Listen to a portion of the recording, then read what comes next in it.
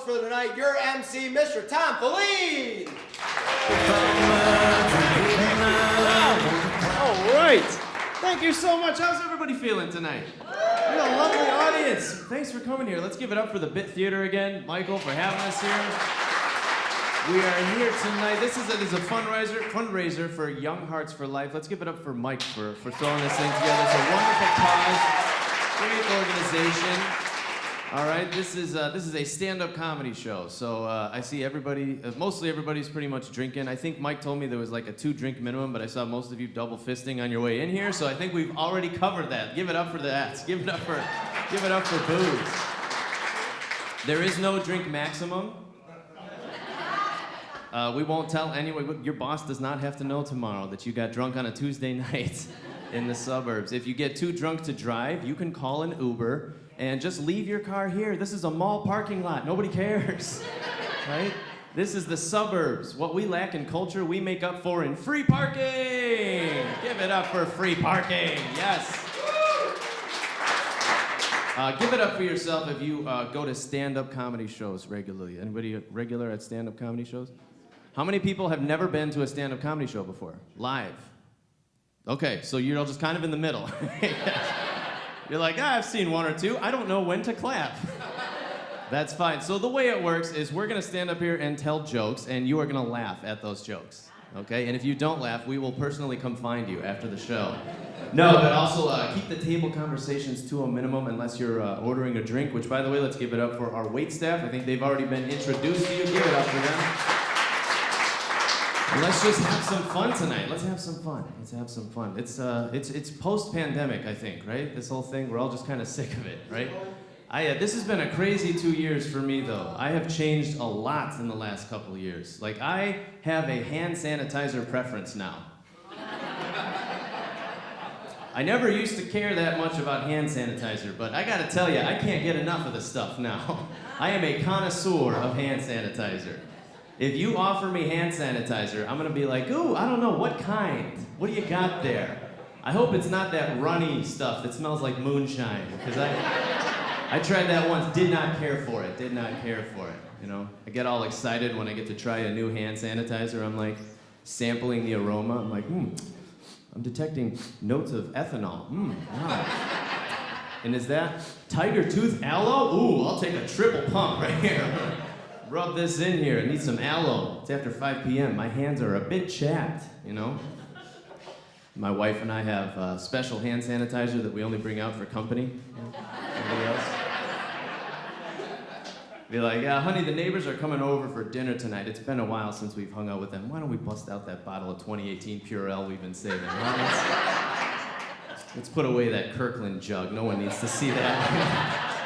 We'll make a bad impression. What are we, pores? Yeah.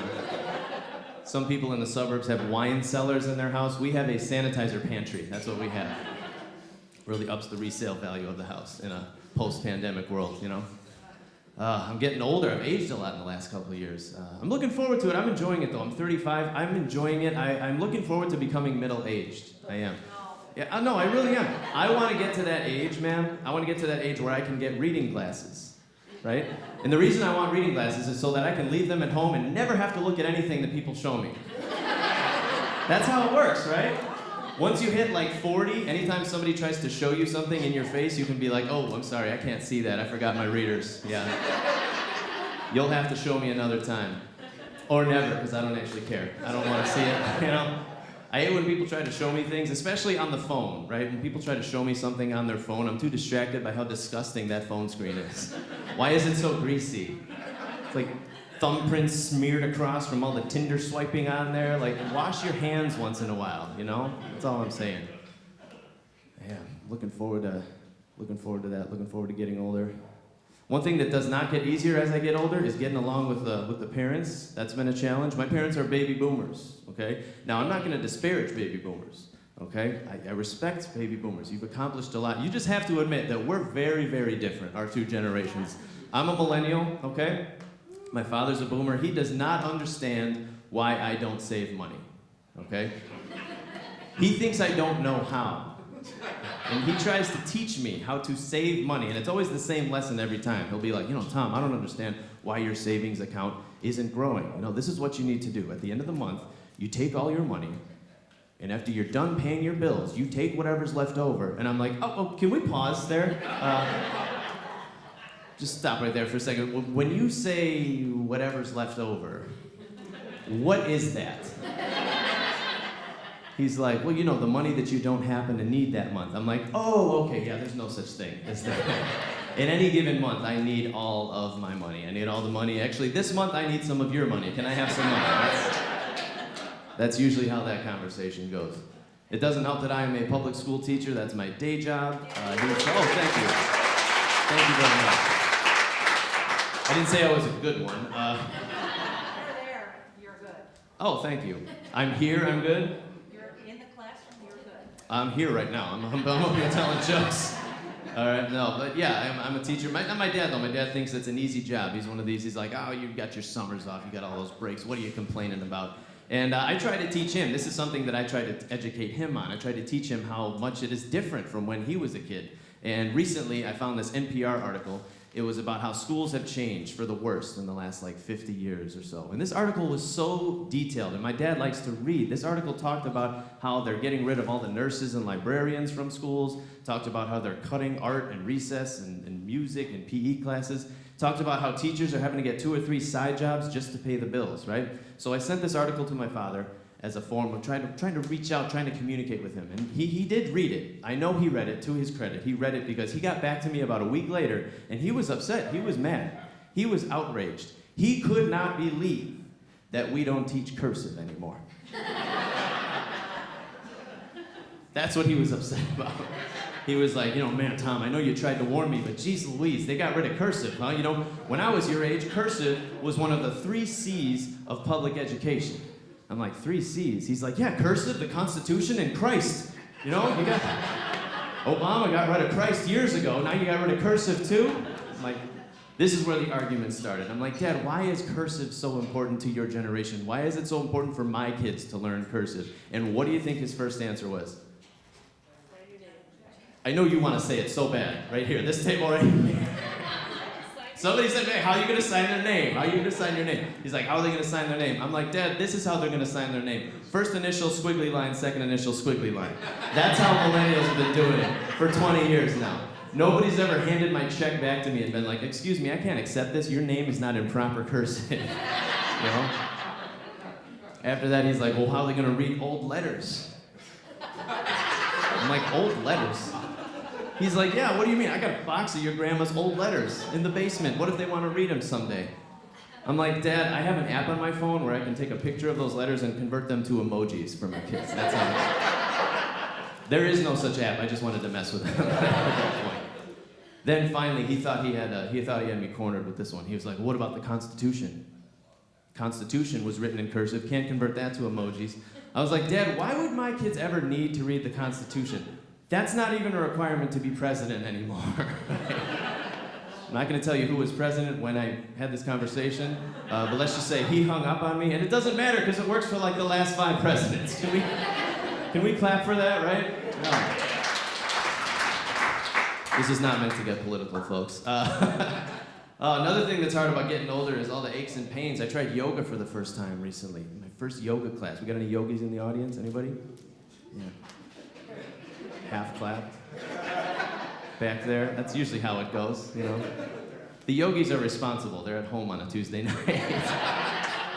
It didn't go well for me at all, folks. I went into this yoga studio, and for those of you who've never been in a yoga studio, when you first walk in, they have this wall of tools for beginners. They have these giant foam blocks and they have these straps, and you're supposed to take these things to help you if you're a beginner. But I didn't want anyone to know I was a beginner. I didn't want to draw any attention to myself at all. So I walk past all those things, right? I go to the back corner of the room and I roll out my mat and I just start trying to keep up with the instructor. But it didn't work like that for me. 5 minutes into the class, the instructor sees me struggling to reach my feet, right? So she brings me a strap and she says, here you go, wrap this around your feet and pull. You'll get there, you'll get there. I'm like, okay, thank you, Kim, thank you, I'm good, I'm good. 5 minutes after that, we're doing the standing forward fold, very basic yoga pose. You're supposed to bend over and touch the floor. I can't get anywhere near the floor. So Kim brings me 2 foam blocks and says, here you go, bring the floor to you. At this point, I'm starting to turn red. I can see the attention, people starting to look over their shoulder. Women twice my age are like, oh, look at you. Doing yoga all by yourself. You're doing great, buddy. I'm like, all right. And then halfway through the class, this was the final straw. We're sitting on the ground, leg straddled, trying to reach forward. Again, I'm not going very far. Kim brings me a second yoga mat, rolls it up, and has me sit on it. Yeah, she brought me a damn booster seat, is what I'm saying. So now I'm sitting in the corner on my booster seat playing with my blocks. I'm like a 3-year-old in a timeout. I'm like, why don't we complete this image, Kim? Why don't you bring me some crayons? I'll just color for the rest of the time. After the class was over, I could tell Kim felt bad. She came after me after the class. I was trying to hustle out of there. And she's like, I pushed you a little too hard today. You know, we do have beginners classes that I think would be perfect for you. I'm gonna give you a special deal on beginners classes. So she took out this business card and gives me this handwritten coupon for beginners classes. I took one look at it and I was like, I'm sorry, I forgot my readers. I can't see this. That's what I told her. But the actual reason I couldn't read it is because it was written in cursive. All right, folks, we are going to get this show started. Are you ready for your first comedian of the evening? Very, very funny guy. This guy is hilarious. He's from Chicago. You can see him every Thursday at the House of Blues. Put your hands together for Chris Trani.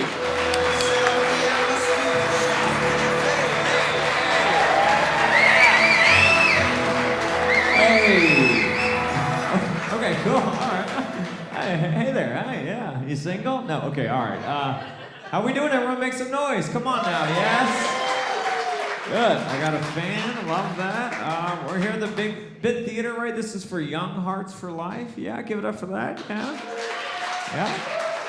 I love it. Young Hearts for Life. It sounds like a Christian rock band, so that's cool. You know. Do we have anyone here who works for Young Hearts for Life? Oh, hell yeah, give it up for those guys. Hell yeah. I love it. Yeah, it just sounds like, Mike was like, do you want to do a show for Young Hearts for Life? I was like, it sounds like a show from the WB. Like, it just sounds like, you know, like it got canceled or something. So, all right, okay. Sorry, I didn't mean it out. I'm sure, okay, first joke. Oh, man, I'm single. Do we have single people here? Oh, come on. 2 minutes ago, I thought you might have been, but all right, no, all right, okay, come on, someone's lying. I'm single. I don't like to joke about it, but I found out my mom loves to joke about it. That's crazy, right? That's pretty. The other day, someone said to my mom, they're like, hey, like, where does your son Chris live? And she said the friend zone, and yeah, it's like, you couldn't have said Lakeview, you know? Come on, so. But here's the deal, you guys would be proud of me. I'm single by choice. Round of applause for me. I'm single by choice. Yeah, thank you. Yes. Yeah. My ex-girlfriend's choice, her choice, and you know, I didn't have a say in the matter. I got dumped, and so I don't care, guys. We're at a fundraiser. Yell it out. I'm going through the 5 stages of grief. What's stage 1 of the 5 stages of grief? Oh no, it's Netflix. It's Netflix. Yeah. Stage 2 is Hulu. You know, and 3's Grubhub. So there you go. So.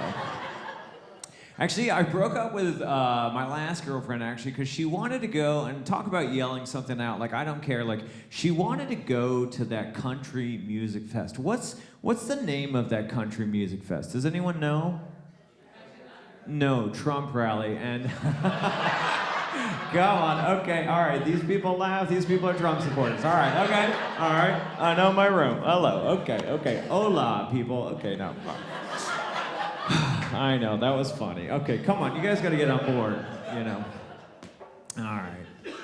Oh man, I am single. The other day, there were these 2 women at the bar, beautiful women, and I thought I'd go up there and just talk to them both in the hopes that one might be single, unlike anyone in this room. And I start talking to them, and I couldn't believe it. Right away, the first woman says, she goes, oh, no. I have a boyfriend, but she's single.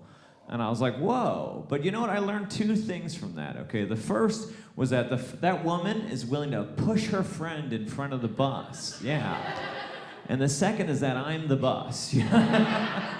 Okay, thank you for laughing at that. All right. Tough crowd. I didn't think a non-profit would be that hard of a crowd, you know? I mean, come on, guys. You're a non-profit, you know?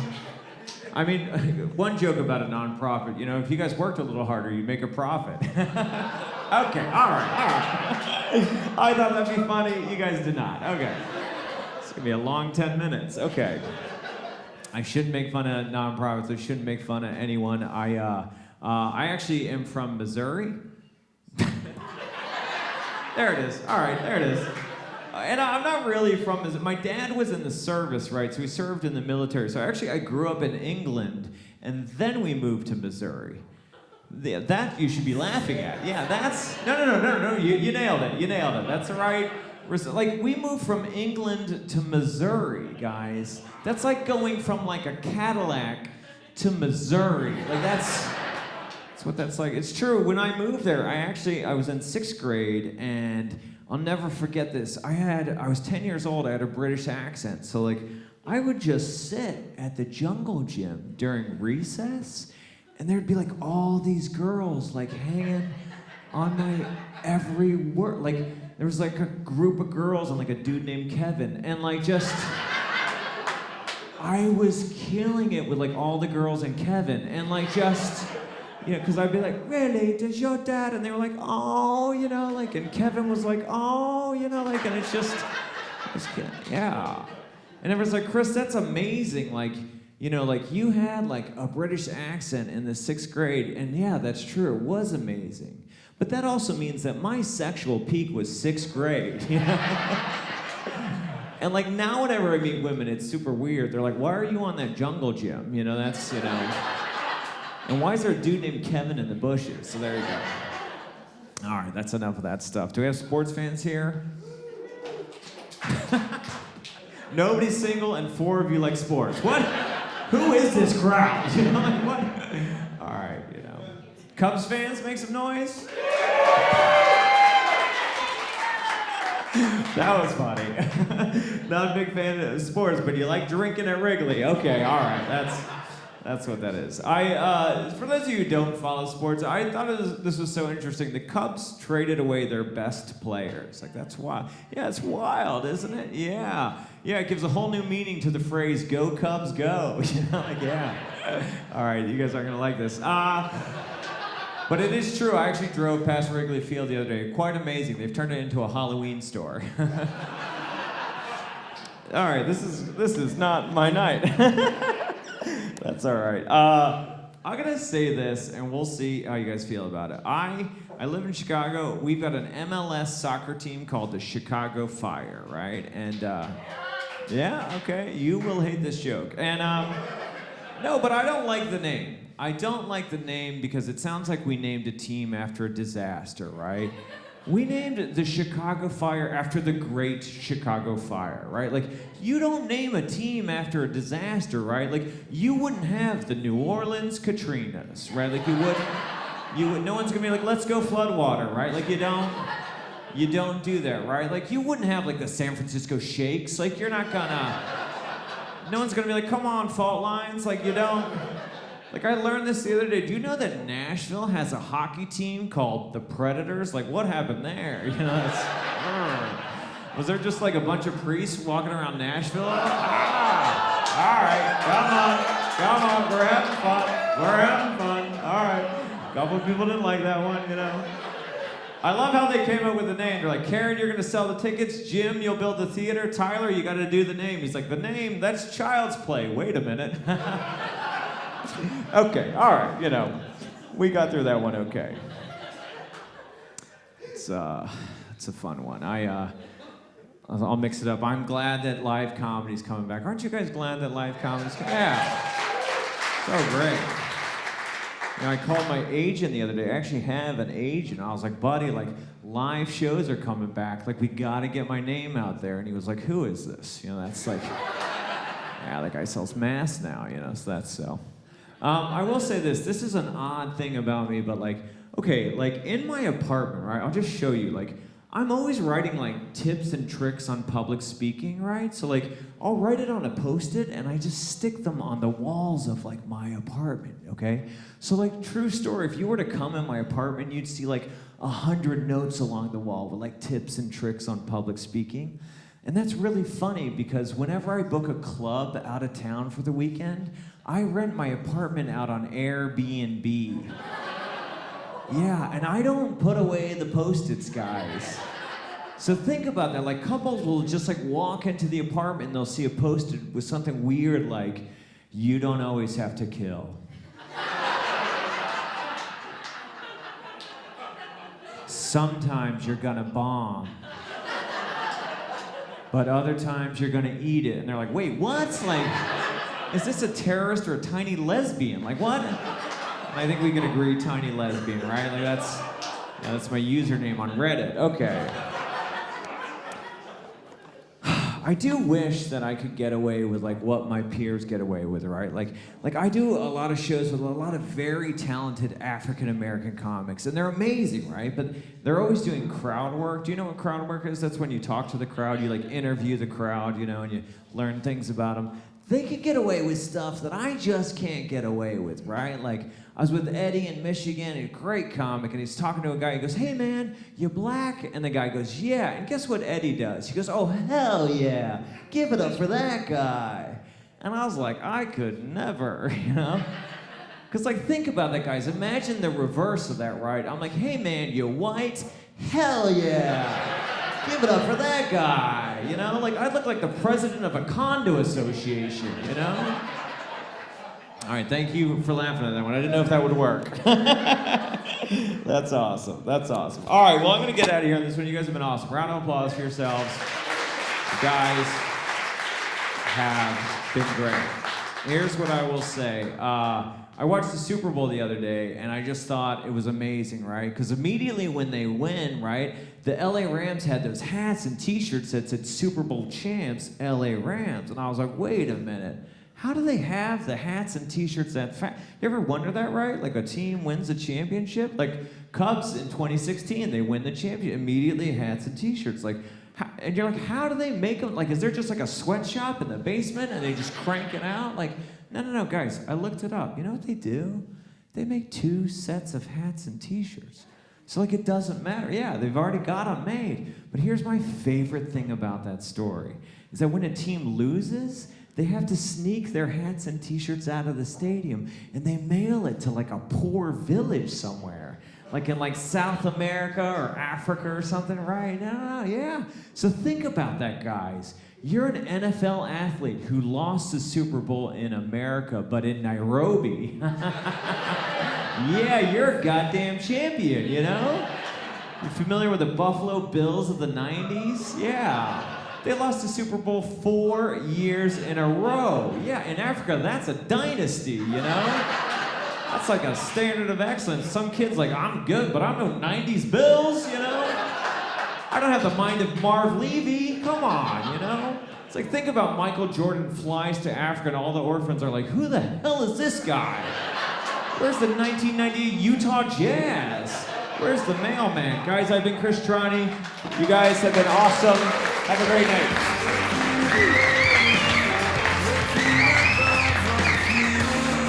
One more time. Keep it going for Chris Trani, everybody. Keep it going for him. Folks, I don't think I mentioned this at the top of the show. If you want to order a drink, there is a little QR code. You can scan at your table. You can do that with your phone, and you can actually order and pay on there. But if you don't want to take out your phone, they have these little light-up nipples that Tom just showed me. And you can't see it because the spotlights are shining, but it lights up, and the server will come to your yes, right there. Isn't that freaking awesome? The server will, well, don't everybody turn it on now and get their hopes up. They're gonna come to your table, and you're gonna be like, no, I was just playing with it. I don't actually want anything, I'm good. But yeah, turn those on if you want something to drink, and let's keep the night rolling. Our next comedian, very, very funny comedian. She performs all over the city of Chicago. It's always a treat for us when she comes out to the suburbs, and she was recently featured on Jeopardy, folks. Put your hands together for Liz Greenwood.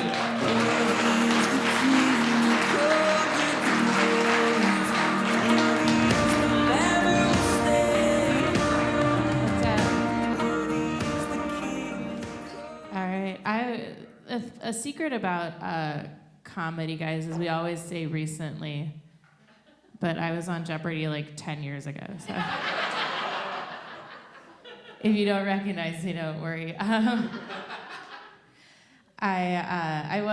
was on Jeopardy, And it's funny because if you're on TV for any reason, you will have internet haters.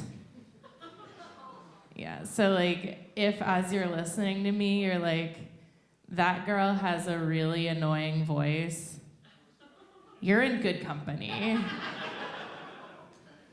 There's like forums of people complaining about Jeopardy, and they all called me the Valley Girl. Right? I was just like, as if, I don't know. Like, whatever. You're supposed to answer in the form of a question, so.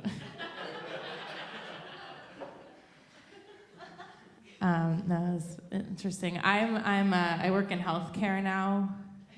I heard some of you might work in healthcare as well. Okay, congrats to you. I work in healthcare as an actor. Yes, did I hear someone say standardized patient? Yes, I am a standardized patient. For those who don't know, that's a person who teaches med students how to be nice. I have to basically sit in a room and pretend to be sick, and then the med student comes in and they say, "Oh, what are you in for?" And I'm like, "My stomach hurts." And they're like, "Where does it hurt?" And I'm like, "Everywhere." And they're like, "Yeah, I see why this is your only acting job." And then I have to tell their professor that they're not nice. But they give us these sort of dossiers of information that we just have to reference depending on what the student asks us. And so once I was playing a patient where it said my hobbies were walking, running, which is just faster walking, and then snowmobiling. And so the student asks me what my hobbies are, and I very confidently say snowmobiling. And then this precocious student is like, "Oh, that's so interesting. Where do you snowmobile?"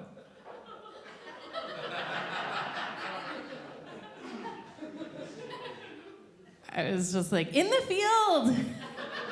My stomach hurts from snowmobiling." Weird. I do have an agent that's supposed to help me get other acting jobs, but instead they got me a job handing out free whiskey at a liquor store, which isn't the same. They were like, "You're a comedian, you'll be good at this." I was like, "I'm a comedian because I'm not good at anything." But I'll set the scene. They make me wear khaki pants and a whiskey branded polo shirt, but the only khakis I have are from college, so like, yeah, I can cover my lower body, but I can't zip the fly. But it's okay because they only had extra large polo shirts, so my shirt comes down to here. I hand out whiskey all day with my fly down. No one knows. Except you. But it's fine, except when you're in a service industry job, there's like, some people just think they can say anything to you. Like, this guy came up to me and was like, "You know, honey, I'm only gonna take this whiskey from you because you're not fat." And I was like, "Joke's on you, man, my pants don't zip."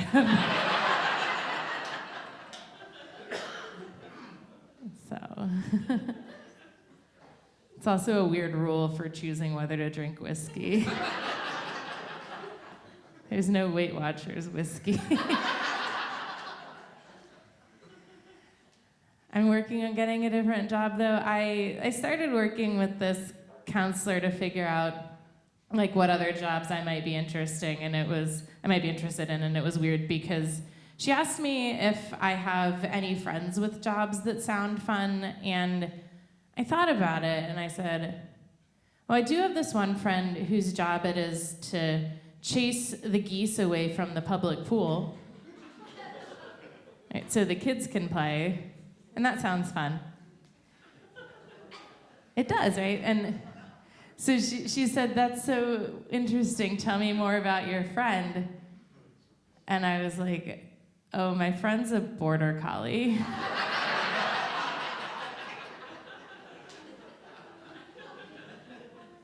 So I didn't get that job. Didn't pass the barking test. Tom was talking about yoga. I actually, I went on a yoga retreat because I saw a live, laugh, love sign and I took it too seriously. And it was interesting. The first day, they sat us all down and they said, there's 2 rules of yoga retreat. The first rule is you're perfect just the way you are. And the second rule is don't be late. Yeah, I was like, which is it? I'm always late. Yeah, then the very last day of the retreat, we were supposed to go to this temple. And so before we went, they said, the thing about the temple is you're not supposed to go if you're on your period because sexism is everywhere. And then they left and we all had breakfast. And we had all gotten to know each other pretty well. And one of the women said that she was nervous because she didn't want to tell them that she was on her period, but she didn't know she should go. And so they came back into the room and a different woman stands up and says, "I can't go to the temple, I have my period." And then a second woman stood up and said that, and suddenly it became this I am Spartacus moment. Like an old German man was like, "I too am with period." And they were kind of surprised, and they were just like, "Guys, they're not gonna check." But it was too late, we were all in unity. Let's see, another thing about me, I went to MIT and people are always like, "Oh my gosh, you must be so smart." But like if I were so smart, I wouldn't have gone to MIT and then tried to be a comedian. So they're wrong. But it's an interesting experience because like if I had gone to a state school, like here's an example. When I was in freshman year, I tried to date this guy and he wasn't interested and he ended up marrying somebody else from our class. And if I had gone to like a normal, like a state school, and I Instagram stalked that woman, she would be like living in Ohio with like 2 or 3 children and a failing LuLaRoe business. But because I went to MIT, she's an astronaut.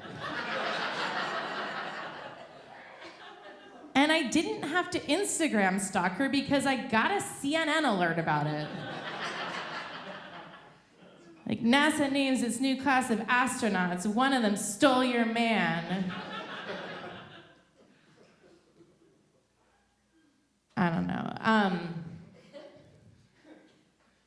Dating's weird. No, I was gonna complain about men, but I'm just gonna go straight to the one man in my life that I like, which is my 2-year-old nephew. He's good so far, but it is funny because I obviously need a lot of attention, or I wouldn't be standing in front of you guys complaining. But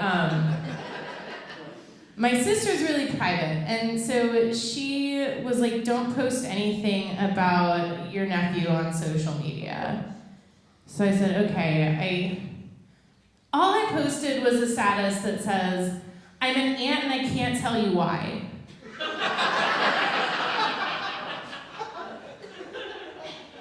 But she's my only sister, so she saw it and she was like, "Everybody's gonna know why." I I was like, I don't know, you could get married and become an aunt that way. And she said, well, if that's how you announce your wedding, you're getting divorced. So I was like, fine, I took it down. I posted a picture of my nephew and I captioned it, "Don't ask me how I know this baby." And no one asked, so. You guys have been so much fun. Enjoy the rest of the show. Thank you.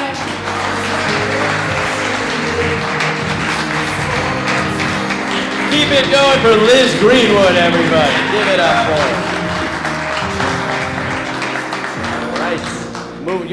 Y'all have been a terrific audience so far, by the way. Our next comedian is featuring he's co-starring with Doug Stanhope in an upcoming film called Road Dogg. He's a very funny comedian. Put your hands together for Des Mulrooney.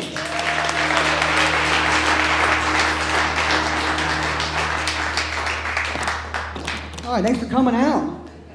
Good to be here. I'm in college. Any college kids in the house? All right, very relatable. Okay, good. Where'd you go, Berkeley? Okay, I couldn't get in there, so all right. I'm not a good student. I don't like studying. You know, I tried the whole group study session thing with my friends, but that never amounts to anything. Hey, let me show you guys an impression of what our group study sessions look like.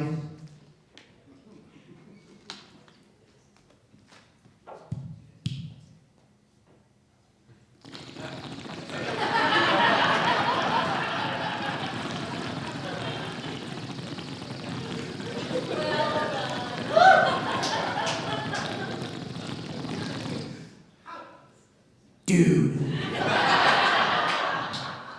if humans can see water, can fish see air?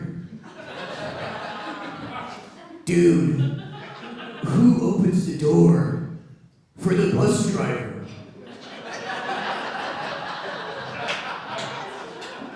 Makes you think, dude. I'm sober, I still don't know who opens the door for the bus driver. I don't know that. But personally, I can't really do drugs. You know, I got really bad allergies. I got bad sinus problems. Like guys come up to me like, "Yo, can you handle this pit?" I'm like, I can't handle pollen. So probably not. I can handle a nice outdoor day, let alone dark side of the moon. So I won't be doing that. But I feel pretty good. My mom gave me this haircut.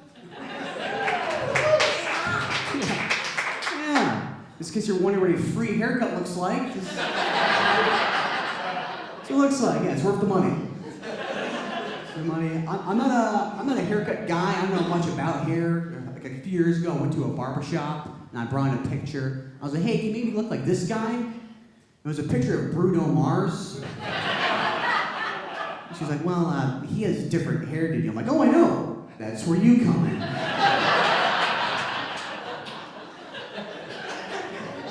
Went to school for this, right?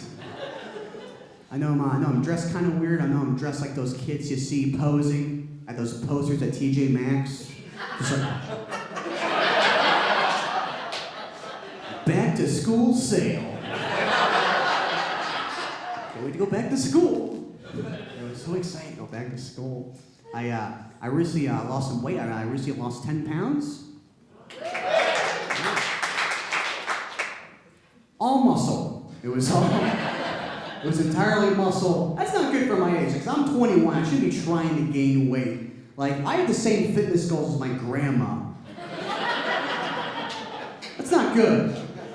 My grandma recently gained weight, and she gained 4 pounds, which is good. I'm like, I don't know how you do it. I don't know. Just keep trying. Keep trying this. You'll get there. Like, when my grandma went out for dinner, I had like a knee problem, man. My grandma held the door for me. Thanks for respecting your youth. Like I gotta get in those protein powders and the creatine to gain weight. Anybody here in like the creatine, the protein powder? Anybody here in that? All right, my people. Okay. Good. That's good. Because all my buddies, they're all on that stuff. They're like, "Yo, bro, you take dark energy?" They're like, "Nah, dude, I'm a muscle genocide." I'm like, muscle genocide, is that legal? He's like, no. Dude, it contains 7 unknown ingredients. That's what he said. He said, unknown ingredients. I'm like, why would you ever want to take something that's unknown? Like, ladies, you're not first date with a guy. You wouldn't want him to be like, hey, guess what? We're going to an unknown location. It's gonna be a lot of fun. No, you want to know what's in it. I ask my friends, like, how do they know it's working when they take these energy drinks? Like, how do you know it's working? Like, well, usually it's when my face starts itching. I know it's working. Like, that seems healthy. That seems good for you. But I like sports, though. I'm any sports fans in the audience tonight? Oh, good. Yeah, okay. So you guys know how rivalries typically work? Like, typically you root for the team that usually loses, you know, just so it's more competitive and interesting to watch, right? That's the same reason I root for my dad when he argues with my mom. Because he is way down to head wins. I'm just upstairs just listening to her argue, like, come on, Dad. You're the main source of income. You got this. He loses, I'm like, if she didn't talk about his drinking problem, he would have had it. Now, little drinky poo. He's not here right now. I can say whatever I want about him. My dad's losing. My dad, he hates Amazon, you know? My dad, he calls every Amazon employee Bezos. There's an Amazon truck parked in our lawn every day. He's like, get off my lawn, Bezos! I'm like, Dad, it's not Jeff Bezos. It's just some guy. But that's getting old too. My dad started playing pickleball. For those of you who know what it is, pickleball is basically a cross between tennis and dying in a retirement home.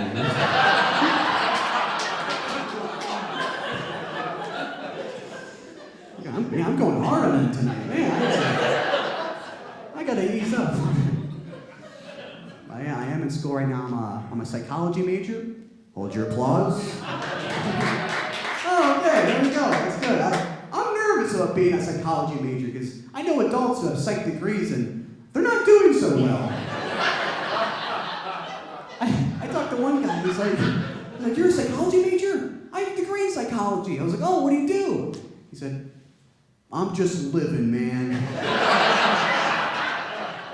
I'm like, you're just living? Wow, that sounds safe.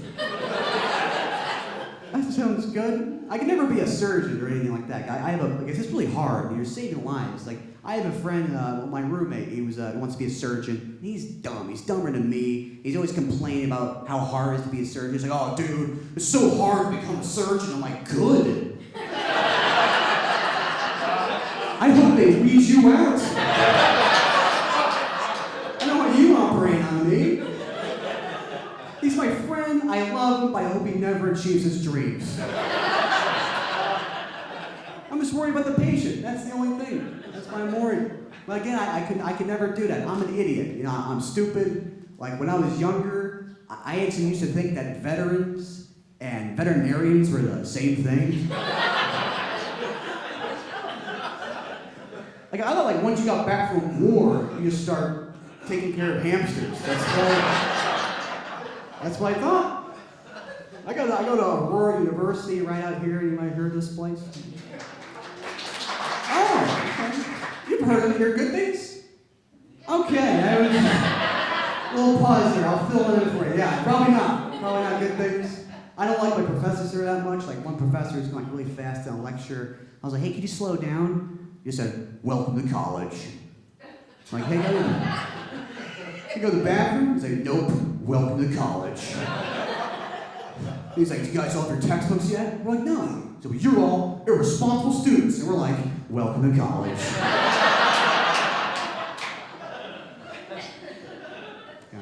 Got him. I try to work, though. I try to be a functioning adult. You guys are real adults. I'm trying to be. I worked at Jewel Osco Deli. You guys have it? I hear you guys going to Jewel Deli. Oh, okay. Mixed response. Jewel Deli. How was the service there at Deli? Was it good service? No. I already know. Not even a polite pause. Just no. No, we're telling them it was not good. It was not good. We at Jewel Osco, we had to get robbed one time. This is a true story. We really did get robbed. I still remember I was working a night shift. I'm the only guy behind a deli counter. I get a call on my headset. It says, we're being robbed.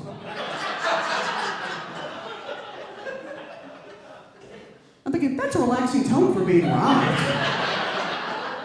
No, it should be more like, we're being robbed.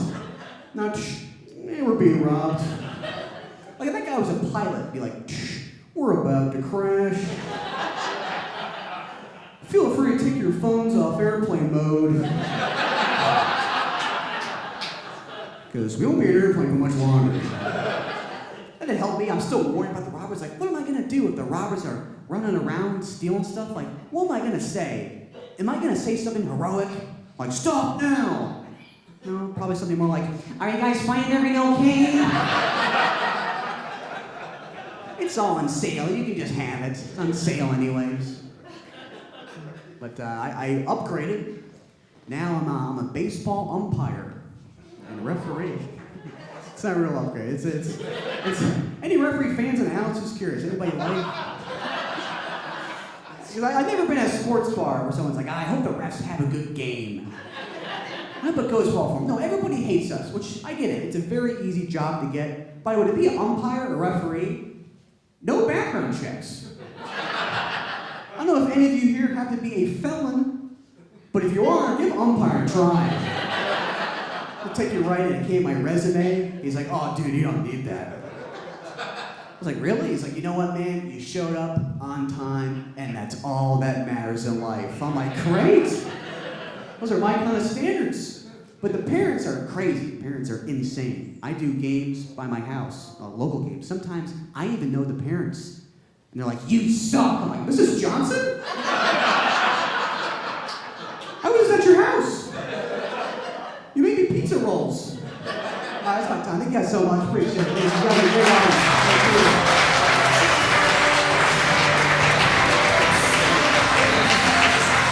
Give it up for Desmond Willie.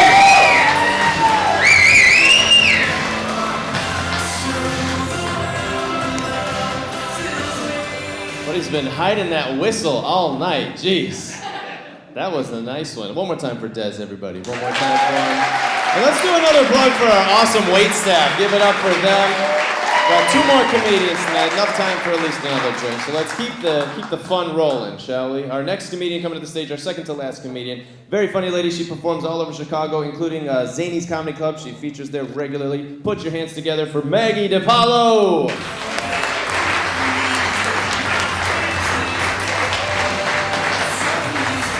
Thank you. Guys, how we doing?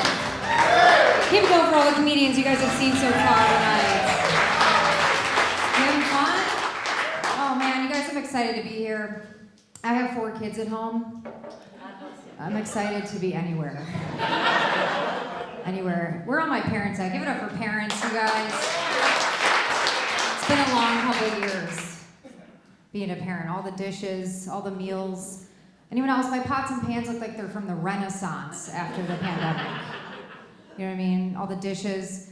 And my kids and my husband, they're not super helpful in the kitchen. They have a rare medical condition. Whenever I need help with something, everybody has to poop. In my family.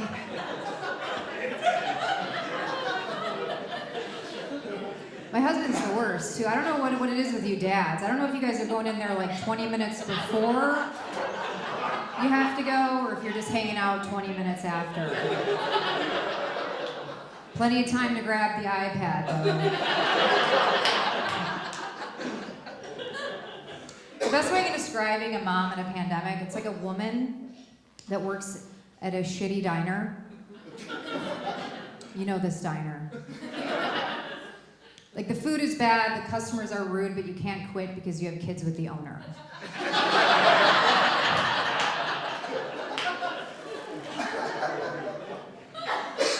Happy to see your faces. No one's wearing a mask. If you're wearing a mask, that's okay. That's okay. You know what? The thing about masks, like I was kind of middle of the road, you know, along the way. But I know I wasn't doing it properly towards the end. You know, like in the beginning of the pandemic, I was all in on masks. I was at home like steaming and bleaching my hypoallergenic, organic, locally made mask. Remember we were buying them from single moms on Facebook for $25 a pop? They were making them out of like a tablecloth. And then on the way in here today, I just grabbed one from under my car tire. I'm like, this will do.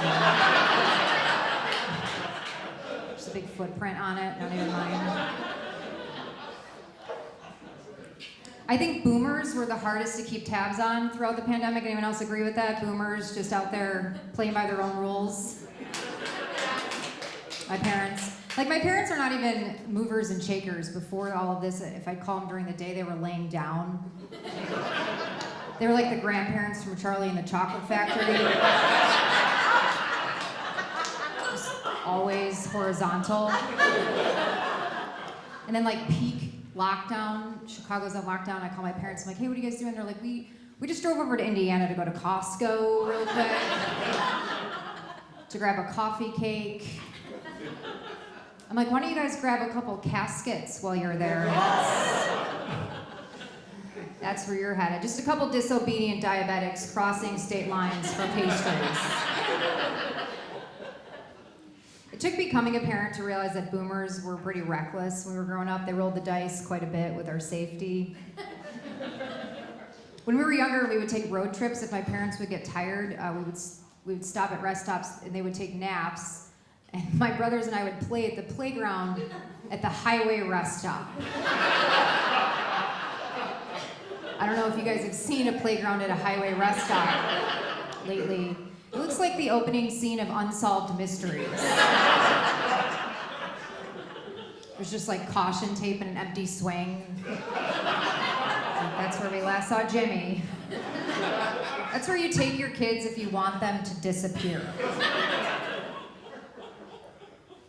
My parents used to also send us with a note to the gas station to buy them cigarettes and lottery tickets. Anyone else have that kind of upbringing?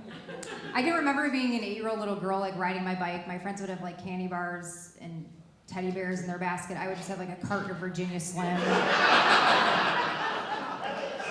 Bunch of scratch-offs. I think the only reason I wasn't kidnapped is because no one takes a kid that smokes and gambles. It's too expensive. I wore my pink shirt. Today's International Women's Day. Give it up for ladies in the house.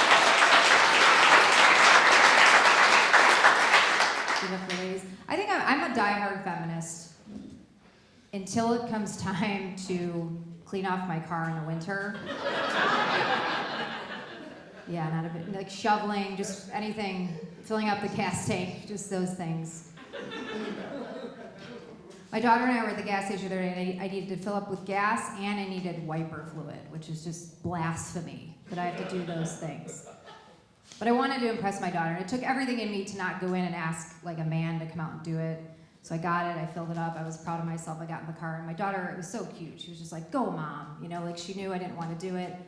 And then we drove off, and I forgot that the cord was still in the tank. Yeah, failed her. I bought my daughter a vanity mirror for Christmas. It was funny, it was like a cute mirror, and it was like pretend makeup, and I was reading the reviews, like a lot of people were saying it was sexist, like we shouldn't encourage our daughters to care about their looks. The thing is, I didn't have anything like that. I didn't have like a vanity mirror or anything girly growing up. I also had a mustache until I was 35. Like, I just want her to be able to decide if she wants facial hair.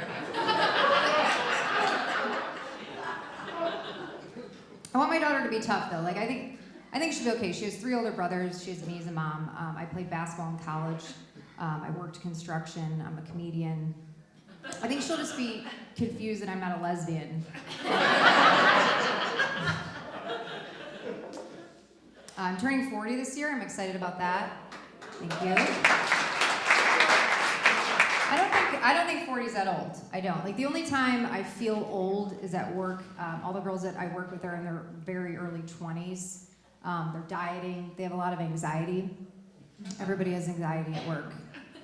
We didn't even have anxiety in my 20s. We just had nightmares during the day. Like occasional diarrhea. I'm just like, welcome to adulthood, Becky. Grow up. All the girls I work with, they're like, you're a comedian. Where can we learn more about you? Your videos? Are you on like Snapchat, TikTok? I was like, no, I'm on my chart.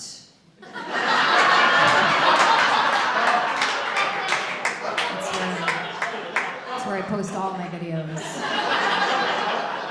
My leaky gut, my brown spots. You wanna check them out.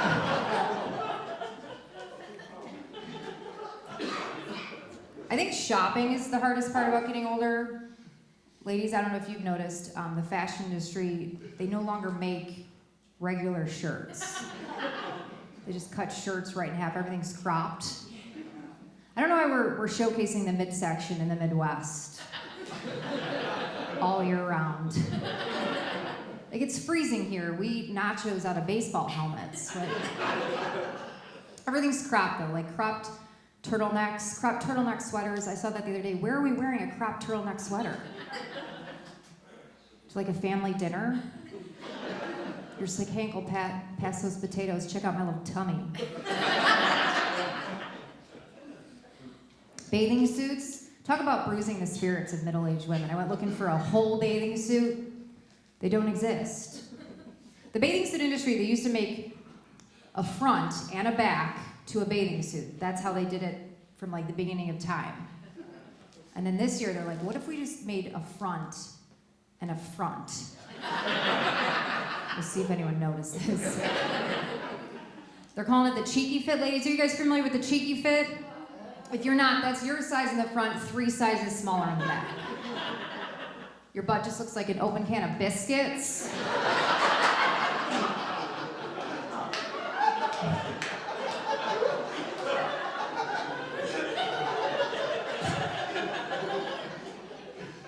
I was down in Miami, I went to a bathing suit store, like a real bathing. I might as well have been asking the woman, I was like, do you have a whole bathing suit? And she looked at me like I asked her for a payphone. She's like, let me help you find your fit. Where do you like to swim? Beach, pool, resort? I was like, I swim near my uncle's. Do you got anything back there so if I bend over, my father-in-law can't see my small intestine?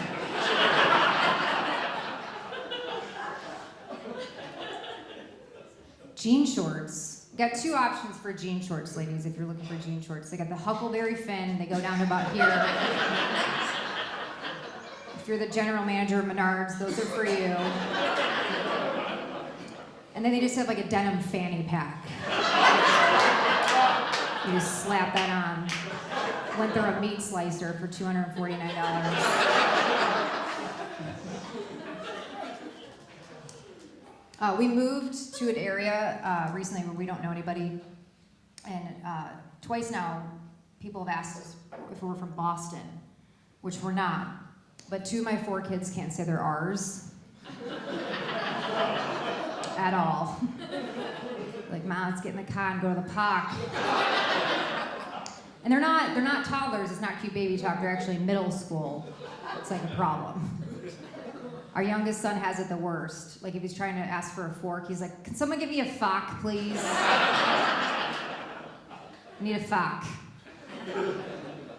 My husband's like, we gotta fix this. The thing is, as children get older, it gets a lot more expensive to do speech therapy. It's like $10,000 per kid. But I did some research and I found a cheaper option. I got everybody Boston Red Sox sweatshirts, and now we're talking from Boston. You guys, I'm Maggie DePaul. Thank you so much.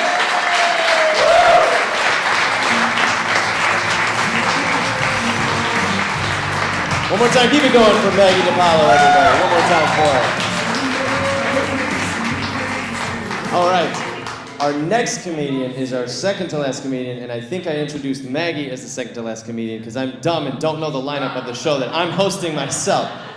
But in my defense, I am a gym teacher. I don't do well with numbers, okay? So forget all that. We're just gonna keep having fun because there's more comedians. That's all you need to know, all right? Our next comedian, which is our second to last comedian, he's the reason a lot of us are here, most of us are here. So he's producer of this show, wonderful man, very funny. Put your hands together, folks, for Mike Ramirez!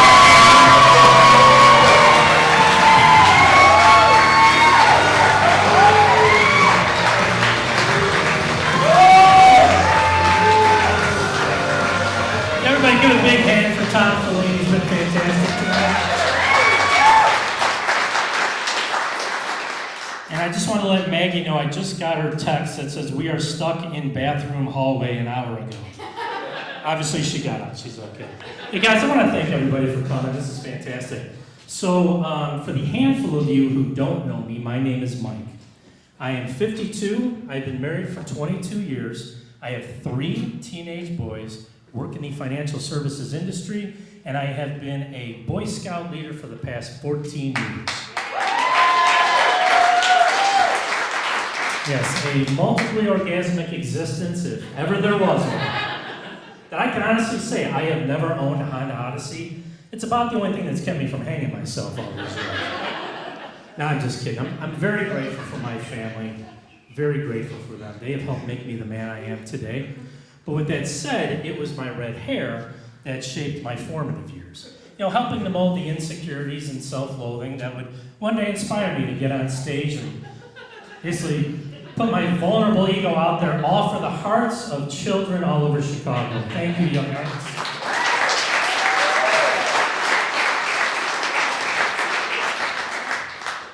Now, when people find out that I have kids, many times the first question that comes out of their mouth is, do any of them have red hair? And they're somewhat taken aback when I kind of get in their face and I say, thank God. So I'd like to take a moment to just kind of explain, maybe walk you through a brief tutorial of exactly why I feel this way. Now, first off, for those of you unaware of how this pint of red pale ale is created, red hair is caused by the mutation of the MC1R gene, which unleashes an insidious red wave of poison throughout every region of the body, not unlike the syphilis outbreak currently flowing through the south side of Chicago.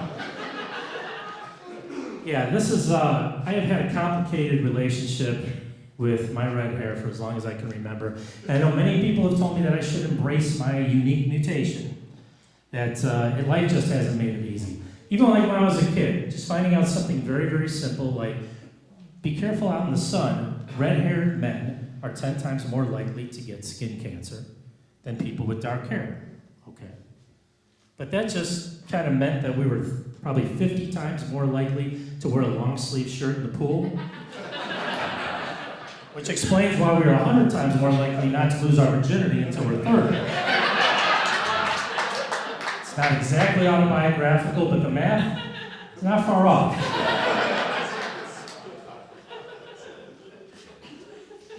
Yeah, it's not an easy way to grow up. I mean, actually, according to the internet, women view men with red hair as weak, frail, and unattractive. Yeah, internet is right. Spot on. Now, sidestepping the fact that I just described Herbert the Pervert from Family Guy.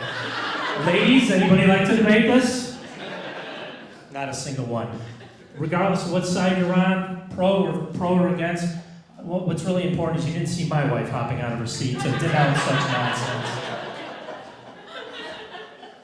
Actually, red hair is the most rare hair color on earth. Actually, red-haired men only make up 1% of the population, which is kind of strange to me in the fact that, like, we live in a culture that values rare things and that we're not held in kind of as high esteem, especially sexual esteem, as our 1% counterparts. Like Asian women, for example, they're 1% of the population. Long seen as a conquest for the most misogynistic of men. Red-haired women, also 1% of the population. For reasons I cannot explain, I have had more than a few people walk up to me through the years and tell me, you know what they say about red-haired women? It's true. I have no idea what they're talking about. And as somebody with a sister and niece with red hair, I don't want to know what they're talking about. Which leads us back to red-haired men. 1% of the population. May I speak for all of us when I say no one has ever once wanted to have trophy sex with me? Trophy sex, participation trophy sex, pity sex, revenge sex, angry sex, office sex, breakup sex, makeup sex, quarantine sex,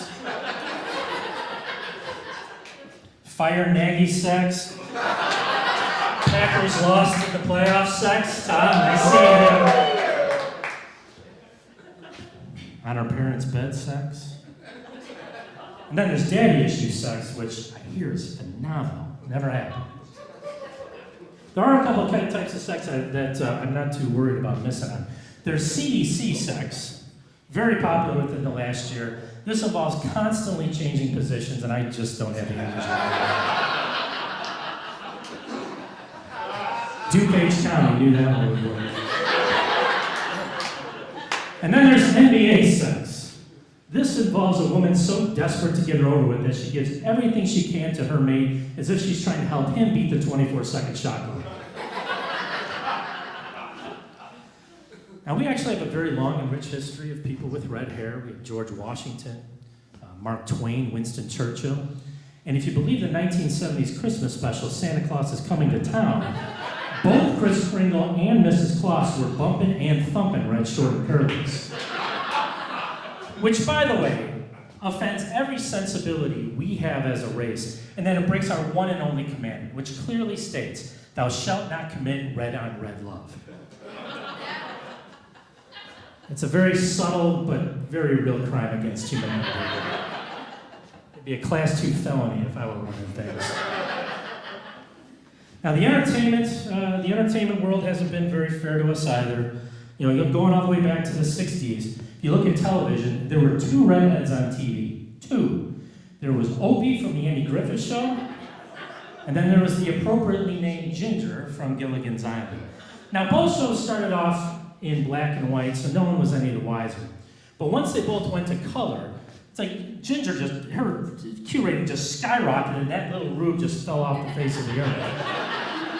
It's kind of like the beginning of the end. But I look at the decade was somewhat of a push. Okay, no harm. But then Opie had the audacity to reappear 10 years later as Richie Cunningham in Happy Days, bringing his buddy Ralph Malph along for laughs. Now, for those of you maybe a little too young to remember Ralph Malph, he was basically Louis C.K. in high school. But before the goatee and his "what's a little sexual assault amongst friends" phase. Nice enough guys, but Fonzie constantly calling them nerds and having a best friend named Potsy didn't do us any favors. So now we're rolling into the early 80s, and this was somewhat of a gray period for us when we weren't so much proud that celebrities like Robert Redford and Molly Ringwald had red hair, as we were relieved that people like John Wayne Gacy and those twins from The Shining did not.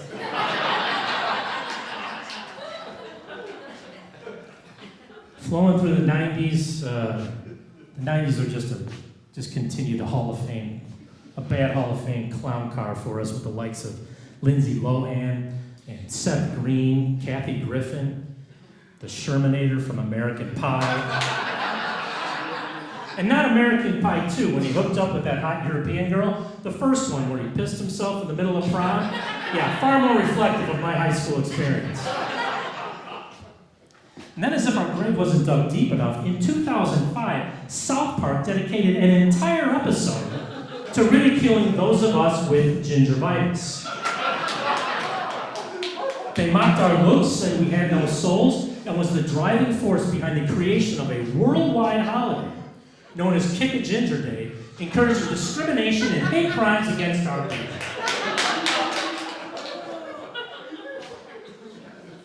And this is where we're at. Kind of look around some of the redheads right now.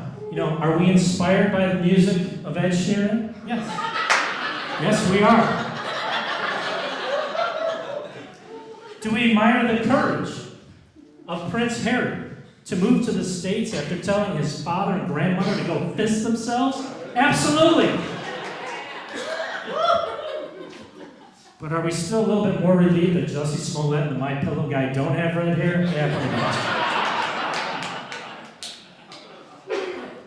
So I look at myself, I see a defective human being, I see this red hair, I see this pale skin, which is only going to enhance my impending liver spots. And I'm a lemon. I was born defective. I was born a lemon. Now, lemon is not a term you hear used anymore. That was used decades ago to describe a defective car. But that's exactly how I see myself. Now, you guys may not know this, but back in the 80s, the automotive industry did a study. And they found out that most cars that were considered lemons were started on the assembly line on Friday afternoon when the workers wanted to go home after a long week, and finished on Monday morning when they were still tired from the weekend. I was born in October of 1969, so I have my suspicions that God started making me on a Friday afternoon, finished me on a Monday morning, but only after celebrating the moon landing by getting baked at Woodstock all weekend. Kind of do the math, it all adds up. I mean, does this not look like what happens when your creator's working through two bloodshot eyes without one arm and a bag of Doritos?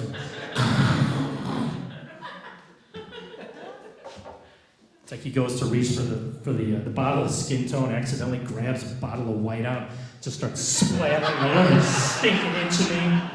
Jesus is over on the right. It's like, Dad, what are you doing? He's supposed to be Italian. He's like, he's our 5th kid. Nobody will notice.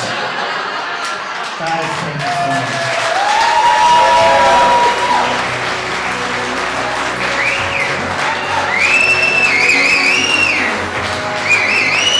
Mike Ramiti!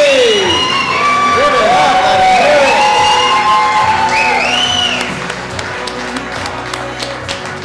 That was you with the whistle. I thought it was this guy right here the whole time. That, for such a tiny lady, that is an insane whistle. Give it up for that. Oh my God.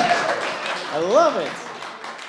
Folks, you have been an amazing audience tonight. You should do this more often. You should come to more comedy shows. Folks, the Bit Theater here has great improv shows every weekend. And if you want to go see stand-up, go see some stand-up. Search on Facebook. I don't have anything specific to plug right now. There's stand-up shows everywhere. So do this more often. You're an amazing audience. Thank you so much for coming out tonight. We got one more comedian, and he is very, very funny. He features all over the city of Chicago. He's also been featured on Stand Up NBC. We're super excited that he's going to be closing out the show tonight. Put your hands together for Surab F.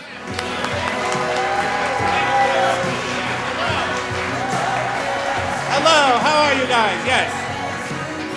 Very happy to be here in this shopping mall of a town. This is very exciting. Where the hell are we? What is the name of this place?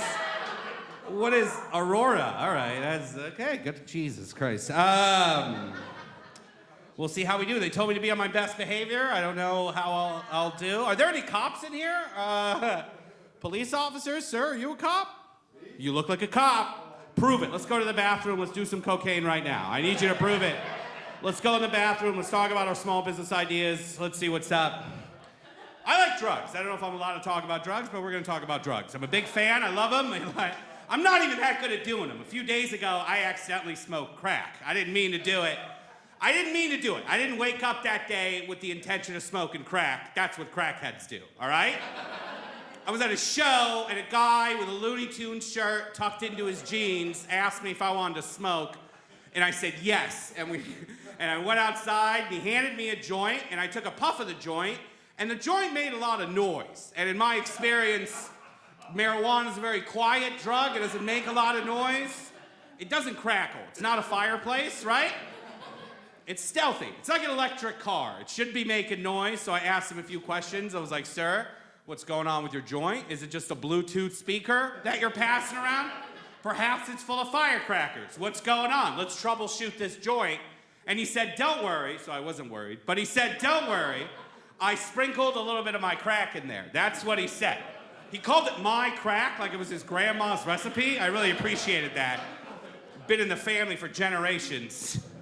Then he handed it to me again, and I took another puff. Let me explain why. Hold on, shut up, don't judge me. Here's why I took a second puff off of that joint of crack. Number one, the only time it's appropriate to smoke crack is after you've already smoked crack. That's it. This is a once-in-a-lifetime opportunity. Number two, you ever go to a restaurant, you order something, you get the wrong thing, and you eat it anyway? Exact same situation, right? I didn't order a joint of crack, but that's what I got, and I'm hungry, I'm gonna eat it. Number three, who shares crack? That's insane. No one does that. We're in a recession. That's not a shareable drug. That's the most Christian thing I've ever heard of in my life. That's what Jesus would do if he smoked crack. Blessed are the meek, for they shall inherit the crack. That's how that would have gone. He would have been up in 2 days selling all the copper wiring he could get his hands on in Bethlehem. Let me take a look at you guys. How are you? Am I the only middle? Don't clap. That wasn't Jesus. You guys will clap for anything. Give me some money. Go in your wallets. Am I the only Middle Eastern person in here? Are there any more? All right, one's the limit. That's it. Don't let any more in. Any more come in here? This is technically a hookah lounge. Let's watch out. Any more come in here? We're gonna start selling cell phone accessories in the back. It's gonna be bad. You guys like reality TV? Any reality TV fans in here? Well, sir, what do you like? Survivor. All right, that's a big manly. I'm talking like girly shit. Anyone like, who likes Housewives? Any Housewives fans in here? Yeah, Housewives? You know they're gonna do a season of Dubai next year, right? Housewives Dubai. Do you guys know about Dubai? That's like Florida with Sharia law. It's the craziest place in the world. A regular season of Housewives, they got like 8 housewives. They're gonna have 150 housewives. These dudes got 20 wives each. It's gonna be a nightmare. This show's gonna cure Islamophobia. There's gonna be like Republican housewives in the Midwest who are gonna be like, oh my God, did you hear what Iqbal al-Husseini Muhammad said, praise be to Allah. That episode was crazy. I like that.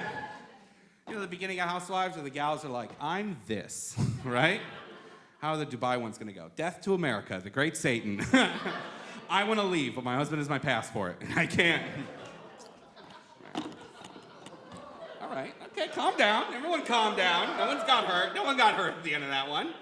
Am I the fattest person in here? Are there any other fatties? What's up? Yeah, you over there? Dude, what's up? You wanna be friends? You wanna hang out? You know what happens when 2 fat guys become friends? We take our shirts off, and we rub our stomachs together, and we exchange memories. It's some Star Trek stuff you guys don't even know about. I want more fat friends, but we don't live long. That's the issue. We're very cute, we're very cuddly, we got a lot of health problems. We're like pugs. You ever see a pug? That's exactly how they are. Cutest dog in the world, but they live for 2 weeks. I don't know why. God made them so they can't breathe. That's not my fault. If you have a pug, go home. That thing is dead. Dispose of the body before it starts stinging up the joint. I want to live in a city full of fat people, but that's hard to look up. There's no census on where all the fat people are. You got to use context clues. You know how you know you live in a city full of fat people? How long the crosswalk timers are. Yeah.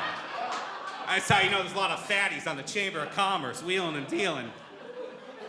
You ever been to Milwaukee? You got 22 minutes to cross the street. An entire episode of 2.5 Men, because that's who's crossing the street. One guy who's 2.5 Men. He's huge.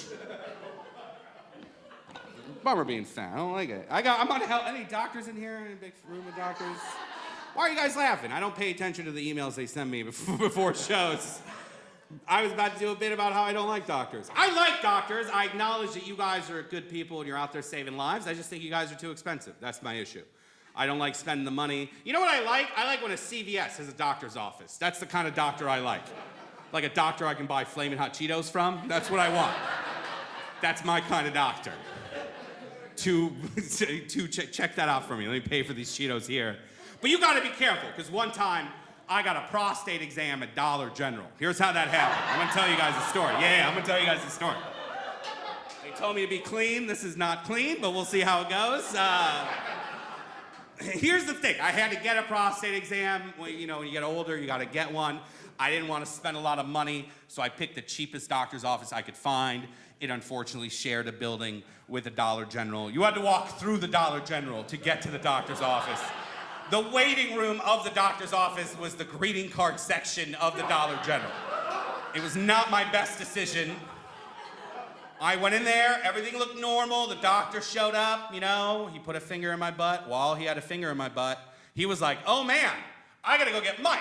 And I was like, who the hell is Mike? Why are we including a second person?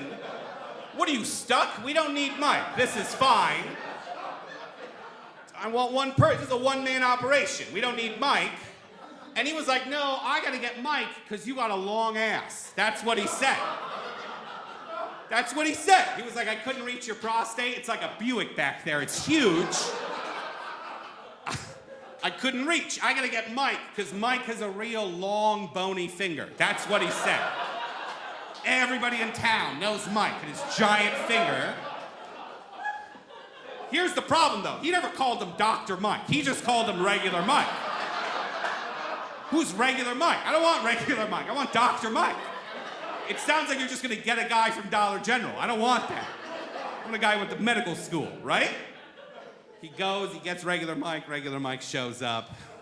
I never saw his medical license. I did see his finger. He had a Nosferatu looking finger. He had 5 knuckles on that thing. He was ready to go. Here's the problem though. Mike showed up to this thing. He was wearing a Looney Tunes shirt tucked into his jeans. That's how he showed up to this thing. That did actually happen to me. That did. And when Mike got done, he was like, yeah, man, I would get a second opinion if I were you. Mike, buddy, you are the second opinion. How do you not? Who are you then if you're not the second opinion? All right. I'm going to say a controversial statement. I don't know how you guys are going to handle this. I think cats are the only acceptable pet. What do we think about that? Boos, couple woos. All right, okay. Let me explain myself. Did you guys know that cats chose us for companionship? Did you know that cats just started showing up to people's homes in ancient Egypt and just laying down by a fire? And people were like, dope, I got a pet. That's adorable. Every other animal, it took us 500 years to convince dogs to be our friends, but cats were with it day one. That's adorable. No more pigs, no more horses, just cats, all right? I said that in Iowa, and a lady got real mad. She was like, I have a pet pig. It's really smart. Lady, that's because you're from Iowa. This isn't a worldwide pig phenomenon I need to be worried about. There's no Squeal Team 6 coming to kill me. I think I'm gonna be fine.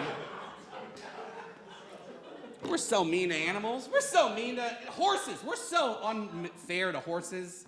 How mad were horses to see us invent cars and then still use horses? That must have really made them mad.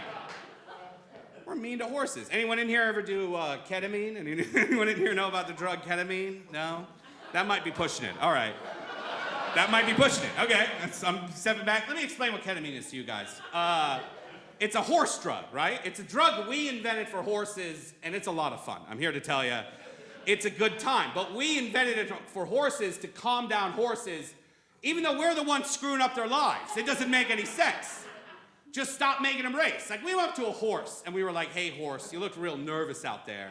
So we made this real fun drug that you can take, but also watch out. If you fall and break your leg, we're gonna shoot you in the face. That's what we do. If a horse falls and breaks its leg, a bunch of doctors in a room decide that we should shoot that horse in the face without consulting with the horse or fixing the leg. Fix the leg. What kind of doctor are you? You have a gun in your bag. Just fix the leg. Imagine if you, a human being, fell down and broke your leg and a bunch of horses on ketamine decided that we should shoot you in the face.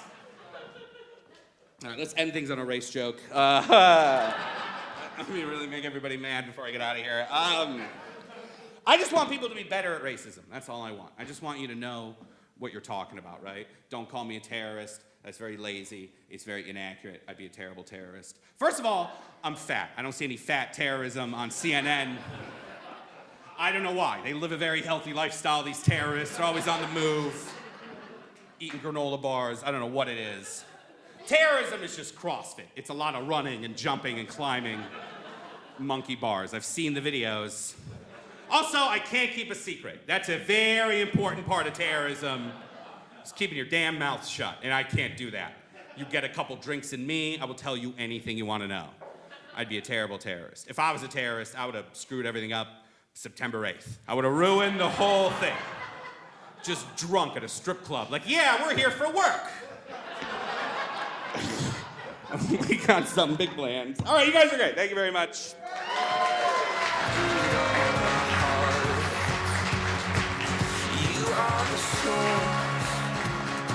Of all we desire, nothing can hold us back. We're running to where you are. So I had a few words of thanks before we wrap up, and the comedians are making their way back on stage. So I wanted to just point out a few people. I want to thank Dr. Merrick and his wife Kathy. Are they here? These are the two people that created the entire program of Young Hearts for Life. And we appreciate your efforts, as well as I know there's a lot of people here from the organization. Thank you for coming tonight and everything that you do every week. These people screen tens of thousands of kids every single year. It's all done on a voluntary basis. and all done through contributions, donations. So just wonderful what they're doing. And again, for many of you here, I know that you have volunteered as well. So just thank you again for all the work that you do. I know we have some dates coming up we're looking forward to. So again, to my comedians, are they ever going to come up? I guess not. Seriously, where'd they go? They think this is funny? Hi, oh, here we are. All right.